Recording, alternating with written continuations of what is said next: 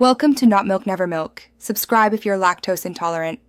You start with admin access. This lets you change system-level tracking.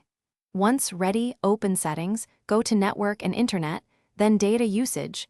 This is where Windows shows totals and per app breakdowns.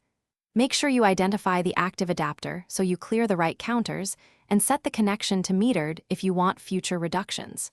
Now click into the per app view. That is the first actionable place to remove or limit heavy data consumers. Once in the per app view, clear individual app counters by resetting or, better yet, uninstalling apps that you no longer need. This stops future tracking and data drain. Next, restrict background data.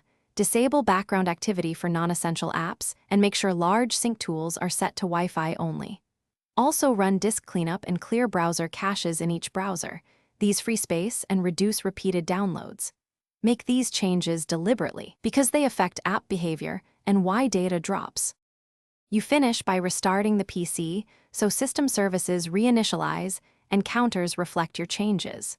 Once booted, verify the data totals in settings and watch live network usage in Resource Monitor or Task Manager to confirm no hidden process is reconnecting.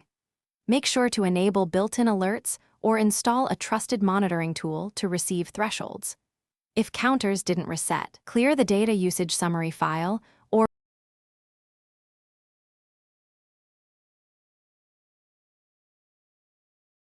Thanks for watching. If this was helpful, leave a like and consider subscribing. See you next time.